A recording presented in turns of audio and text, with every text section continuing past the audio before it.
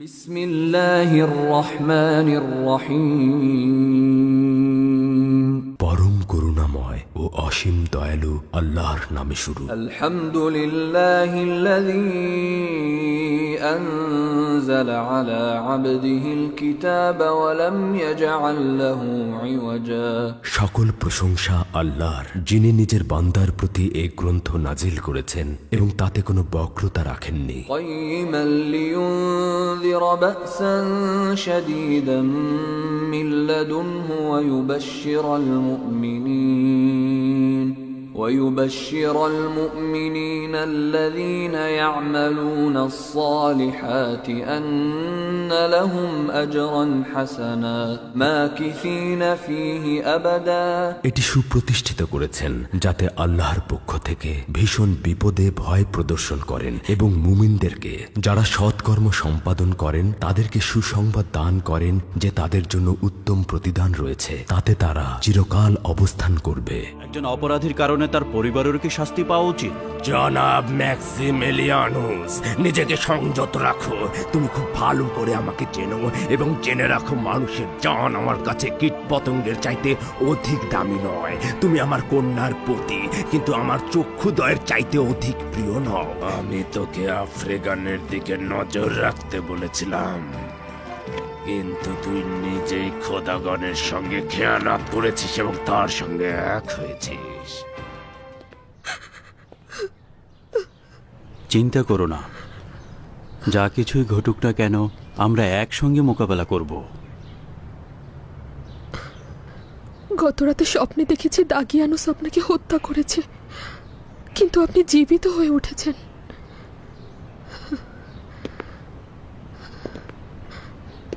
সে অনবরত উচ্চস্বরে ভয়ঙ্কর চিৎকার করছিল।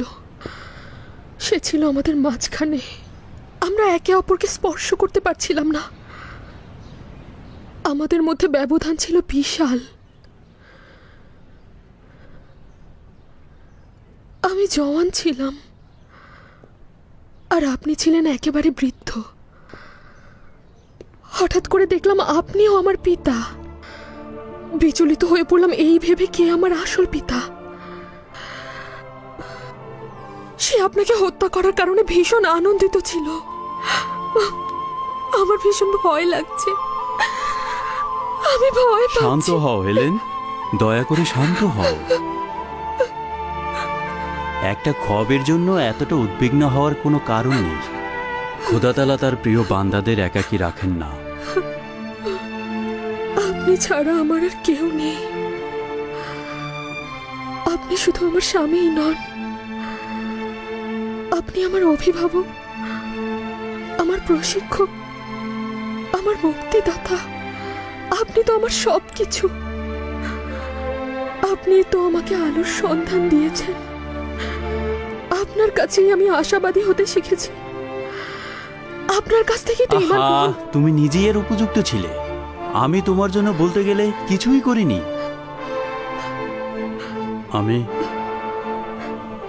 আমি তোমার জন্য গর্বিত।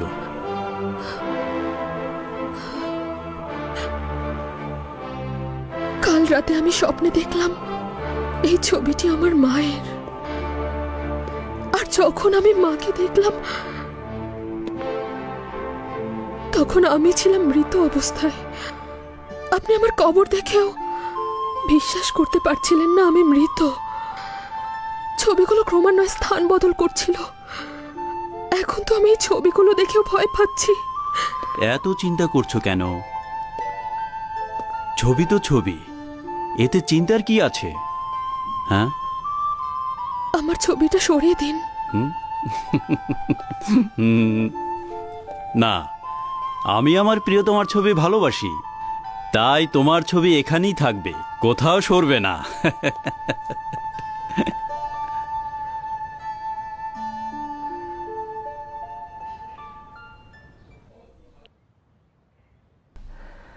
আমরা সংখ্যা খুবই নগণ্য, তবে আমাদের উচিত এই স্বল্প শক্তিকেই কাজে লাগানো এবং দিনের পথে আমাদের আরো অধিক প্রশিক্ষণ নেয়া। হযরত ঈসা মসীহর দিনের প্রতি লোকজনকে আরো বেশি আকৃষ্ট করানো। আর কতদিন? আর কতদিন দিনের পথের লোকদেরকে দলে দলে মেরে ফেলা হবে? আমরা আর কতদিন নীরব থাকব? আমার বিশ্বাস হচ্ছে যে এই দুনিয়াতে তোমরা যে কষ্ট ও নির্যাতন সহ্য করবে তা আল্লাহর দরবারে ইবাদত হিসাবে গণ্য হবে। আপনি যদি লোকজনকে ওই হুকুমতের বিরুদ্ধে বিদ্রোহ করতে উৎসাহ না দেন, তবে ঈসার অনুসারী এবং রোমানদের মধ্যে কোনো বিরোধীরই সৃষ্টি হবে না। আচ্ছা, হযরত ঈসা মসীহকে জালেমদের কাছে মাথা নত করতে নিষেধ করেনি? আপনার কোনো হক নাই মানুষের জান এইভাবে বিপদে ফেলার। হযরত ঈসা মসীহ তার মাথা উঁচুতেই রেখেছিলেন, কিন্তু তাই বলে এইভাবে নয়। অতএব এমন কিছু করা ঠিক হবে না যাতে আমরা আমাদের নিজেদের বিপদ নিজেরাই ডেকে আনি। খোদা তাআলা নিজের কুদরত তার পয়গম্বর ও অলি আউলিয়াদের উপর অর্পণ করেছে।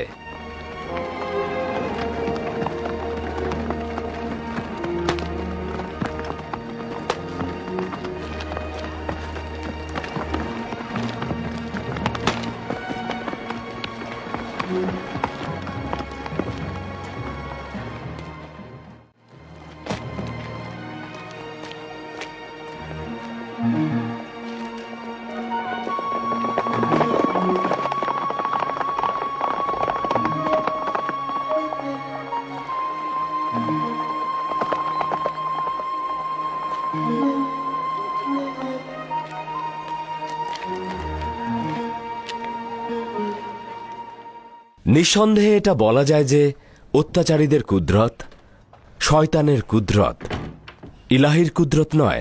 আচ্ছা, হযরত ইব্রাহিম ও নমরুদ, হযরত মুসা ও ফেরাউন, অথবা হযরত ঈসা ও হিরুদের কুদরত কি এক? সালাম খোদার আউলিয়া। সালাম, খোশ আমদেদ গালুজ। খোদা আপনার সহায় হন। আমাদের নেতা ম্যাক্সিমেলিয়ানুস কি করছেন? তিনি তো আমাকে এখানে পাঠিয়েছেন, বলেছেন আপনার অবস্থানের কথা ফাঁস হয়ে গেছে, যত দ্রুত সম্ভব আপনার এখান থেকে চলে যাওয়া উচিত। তার মানে বিপদ তো একেবারে কাছাকাছি। জনাব ম্যাক্সিমেলিয়ানুস অযথা হুঁশিয়ারি করেননি। জলদি করুন, সময় অপচয় করা ঠিক হবে না।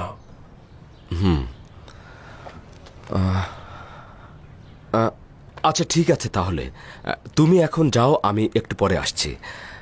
আমি আগে ওদেরকে পাঠিয়ে দেই। গোপনে যেতে বলবেন, তাদেরকে নজরবন্দি রাখার সম্ভাবনা রয়েছে।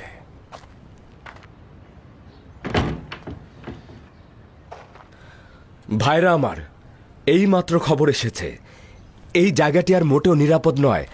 আমাদের সবাইকে অতি সত্বর নীরবে এই জায়গাটি ছেড়ে চলে যেতে হবে। 3 দিন পরে শহরের বাইরের কবরস্থানের পাশে আমরা সবাই মিলিত হব। এখন আপনারা যান।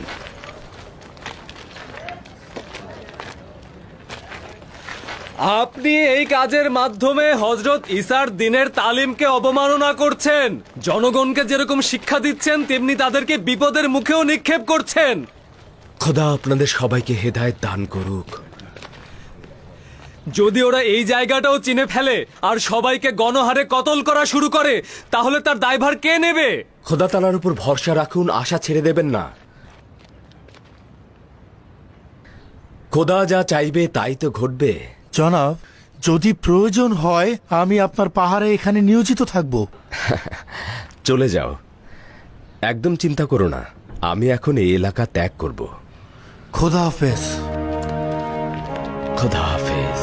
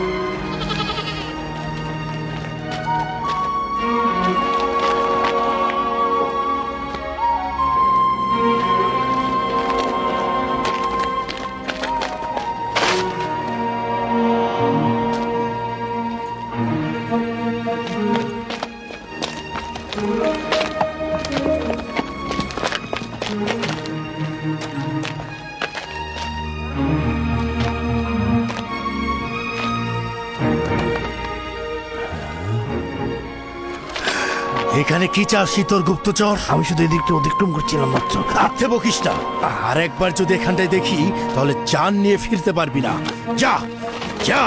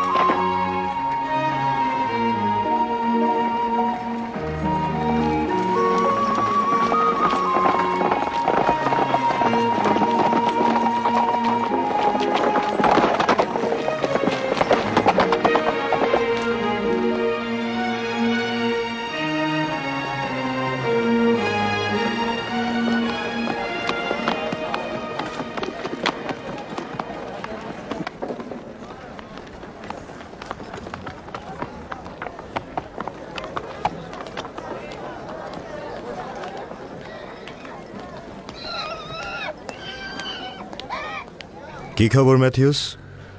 আলী জনাব জুলিয়াস, ইহুদি উজবেগিল কিছু খবর এনেছে। তুই এখানে কি করছিস? তোকে না বলেছি আদুনিয়ার পিছু নিবি? হ্যাঁ বলেছিলেন, কিন্তু একজন ব্যক্তি তাকে টমটম গাড়িতে করে পালিয়ে যেতে সাহায্য করেছে। আসলে আমি পায়ে হেঁটে তাদের অনুসরণ করতে পারিনি। পায়ে হেঁটে কেন? আসলে আলী জনাব, ঘোড়ার দরকার ছিল না। ভাবতেও পারিনি তাকে পালিয়ে যেতে সাহায্য করা হবে। রাজদরবারের ভিতরের খবর কিভাবে বাইরে ফাঁস হয়ে যাচ্ছে? টমটমের চালককে চিনতে পেরেছিস? চিনতে পারিনি, চাদরে মুখ ঢাকা ছিল। তবে ধারণা করছি জনাব ম্যাক্সিমেলিয়ানুসের টমটম গাড়ি। ম্যাক্সিমিলিয়ানুসের বাড়ির আশেপাশে ভালো করে নজর রাখবি। যা। হুকুম শিরোধার্য আলী জনাব।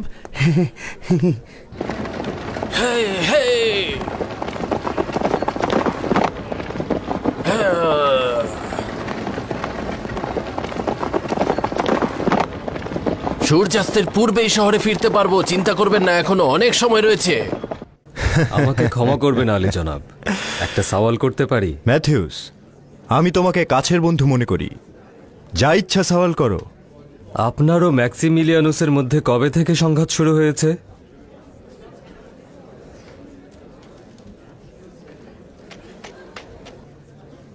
তোমাকে বিশ্বাস করি তাই বলছি। আমি বছরের পর বছর হেলেনের প্রতি আকৃষ্ট ছিলাম, আর সেটা ডিওক্লেটিয়ানুসও জানত। কিন্তু তিনি ম্যাক্সিমিলিয়ানুসকে দেখার পর তার কন্যাকে তারই সঙ্গে বিবাহ দিয়ে দেয়। আমি সেদিন থেকেই সিদ্ধান্ত নিয়েছিলাম, প্রমাণ করব ম্যাক্সিমিলিয়ানুস হেলেনের উপযুক্ত নয় এবং সে খেয়ানতকারী। আমি এটা প্রমাণ করব। তার বিরুদ্ধে দলিল দস্তাবেজ সংগ্রহ করছি, সেগুলো আমি ডিওক্লেটিয়ানুসের কাছে দাখিল করব।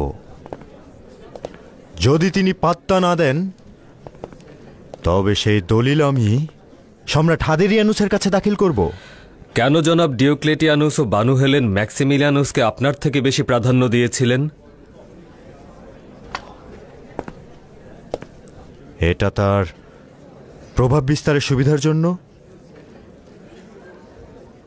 ম্যাক্সিমিলিয়ানুস রোমের বিচারক পরিবারের সন্তান, আর আমি রোমের প্রাচীন একজন সেনা অফিসারের সন্তান।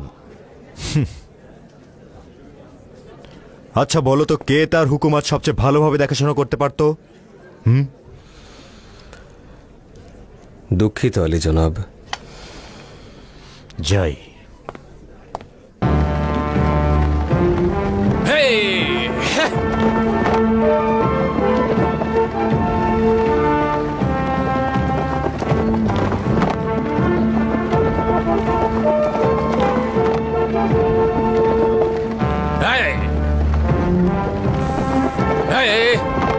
আমরা কোথায় যাচ্ছি গালুস? আপনার কিছুদিন শহরের বাইরে অবস্থান করা উচিত। এখানে? এই জঙ্গলে একটা গোপন আস্তানা রয়েছে। আপনি কিছুদিন এখানে অবস্থান করবেন, পরিস্থিতি কিছুটা শান্ত হলে এবং রোমের লোক কিছুটা গাফেল হলে তখন ফিরে আসবেন। আমি আপনার জন্য প্রতিদিন খাবার নিয়ে আসবো। না, এখানে থাকলে আমার চলবে না। নিজের জানের বিপদের কথা চিন্তা করে আমার আজিফা ভুলে গেলে চলবে না। মানুষকে হেদায়েতের জন্য এখনো অনেক সময় রয়েছে, এ নিয়ে উদ্বিগ্ন হবেন না। আমি আমার দিনী ভাইদের সঙ্গে 3 দিন পরে শহরের বাইরে যে কবরস্থান রয়েছে সেখানে দেখা করবার অঙ্গীকার করেছি। কিন্তু এখন একটু সতর্ক থাকতে হবে। সেটা নিয়ে চিন্তা করো না গালুস।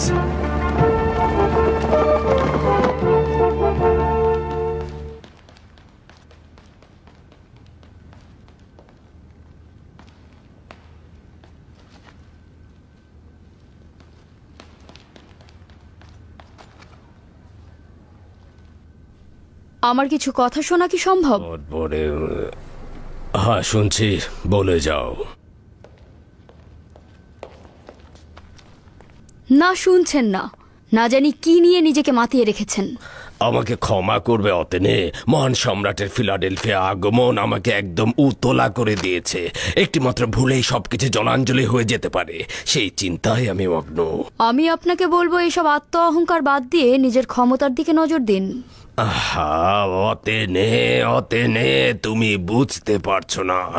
মহান সম্রাটের এই ফিলাডেলফিয়ায় আগমন রোমানবাসীর কাছে আমার ইজ্জতকে কতটা উঁচুতে নিয়ে যাবে তা তুমি বুঝতে পারছো না। আর তাছাড়া কত স্মৃতি যে জীবন্ত হয়ে উঠছে, তার সঙ্গে কত চমৎকার সময় কাটিয়েছি। মনে হচ্ছে যেন এই তো গতকাল দজলা ফোরাত নদীর মধ্যবর্তী যুদ্ধ কতটা গৌরবের আমার কাছে। আমি বিখ্যাত লিজিয়ান বাহিনীর সেনাপতি হাদেরিয়ানুস নির্দেশ দিল ভাগ্য গণনাকারী বানরদের খাঁচা থেকে বের করে আনতে। খাদেমরা খাঁচার সম্মুখে দানা ছিটিয়ে দিল, আর বাচ্চারা অতি অতি আগ্রহ সহকারে তা খেতে লাগলো। আর এটি ছিল যুদ্ধে আমাদের পক্ষে বিজয়ের আলামত। অতনে বিরাট একটি বিজয় আমাদের সম্মুখে ছিল। বানরের সে কি ভাগ্য গণনা, বানরের সে কি ভাগ্য গণনা। আর এটা দেখে হাদেরিয়ানুস দীপ্ত পায়ে বীরের ন্যায় শহরের দিকে কয়েক কদম অগ্রসর হলেন এবং তিনি উচ্চস্বরে বললেন যে এই শহরে যদি কোনো খোদা থেকে থাকো তাহলে তোমরা আমার কথা মনোযোগ দিয়ে শোনো। আমি চাই তোমরা তোমাদের বাড়ি ঘর এবং মন্দির ছেড়ে এই শহর থেকে দূরে চলে যাও এবং ভুলেও তোমরা বল্লম, তীর ধনুক এবং তলোয়ার নিয়ে আমাদেরকে প্রতিহত করতে এসো না। আমাদেরকে বীরের বেশে এই শহরে প্রবেশ করতে দাও। বিজয় বিজয় বিজয় বিজয় বিজয়। আমি তো বললাম আপনি আমার কথা শুনছেন না। আপনি আপনার অতীত গৌরব নিয়ে মেতে আছেন। আচ্ছা ঠিক আছে, এবার বলো, আমি শুনছি। আচ্ছা বলুন তো, হাদেরিয়ানুস তার উত্তরাধিকার হিসেবে কাকে নির্বাচন করবেন? বুঝতে পারছি না। আপনিই তো বলেন হাদেরিয়ানুসের সাথে আপনার দীর্ঘদিনের বন্ধুত্ব। হাদেরিয়ানুসের সঙ্গে অসংখ্য সময় একসাথে কাটিয়েছি। এক মুহূর্তের জন্য সেই সব স্মৃতি ভুলতে পারছি না। অব্যাহতভাবে শুধু সেগুলোই ভাবছি। আমার এতক্ষণের কথার উদ্দেশ্য ওসব স্মৃতিচারণ নয়। আমি বলতে চাইছি যে এখনই উত্তম সময় এই বন্ধুত্বের সম্পর্কটিকে কাজে লাগান। যেমন কিভাবে কাজে লাগাতে পারি? তাকে মনে করিয়ে দিন আপনার সঙ্গে তার পুরনো বন্ধুত্ব এবং আপনি তার জান নাজাত দিয়েছিলেন। সে যেন আপনাকে উত্তরসূরি নির্বাচন করেন।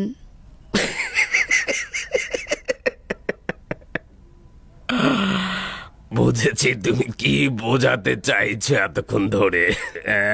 যদিও অনেক উচ্চাকাঙ্ক্ষা, তবুও চেষ্টা করে দেখা যেতে পারে যদি জরুরি কিছু নয়। এটিকে আপনি উচ্চ আকাঙ্ক্ষা বলছেন? আপনার যোগ্যতা সম্পর্কে কি আপনার কোনো সন্দেহ রয়েছে, নাকি তার বন্ধুত্বে? কোনো সন্দেহ নেই, যদিও রোমের মজলিসের ব্যক্তিবর্গ নিয়ে সন্দেহ রয়েছে। আমি জানি যদি হাদেরিয়ানুস রাজি হয়েও থাকে, কিন্তু তারা কখনোই রাজি হবে না। কিন্তু অন্ধকারে তীর ছুঁড়ে তো একবার দেখা যেতে পারে নাকি? আপনি কি ভাবতে পারছেন ব্যাপারটা কি উপভোগ্য হবে? রোমের সবচেয়ে শক্তিধর নারী হব আমি, এটা মাথা থেকে কিছুতেই ঝেড়ে ফেলতে পারছি না। তাহলে আমি বলবো তুমিও হাত গুটিয়ে বসে থেকো না। এই সফরে হাদিরিয়ানুসের স্ত্রী শারুনও আসছে, তাকে বেশ খায় খাতির করো। জানোই তো স্ত্রীরা স্বামীদের সিদ্ধান্তে অনেক বড় ভূমিকা রাখতে পারে। যদিও তাকে আমার বিশেষ একটা পছন্দ নয়, তবে প্রস্তাবটি বেশ ভালো। হ্যাঁ, নিশ্চিন্ত থাকুন, পালন করা হবে।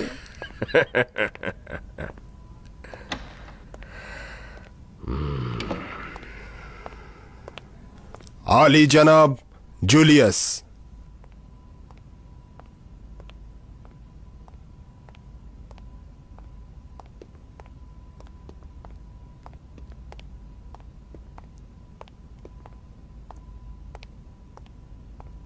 দরুদ আলী জনাব ডিওক্লেটিয়ানুস। দরুদ জুলিয়াস।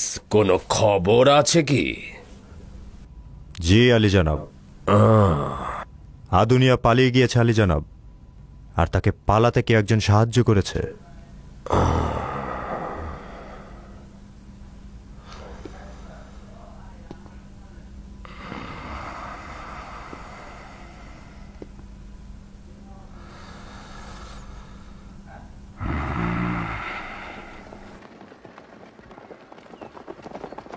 ও,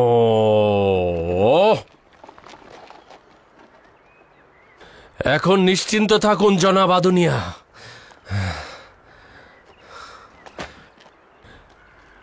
এখন আপনি নিরাপদ।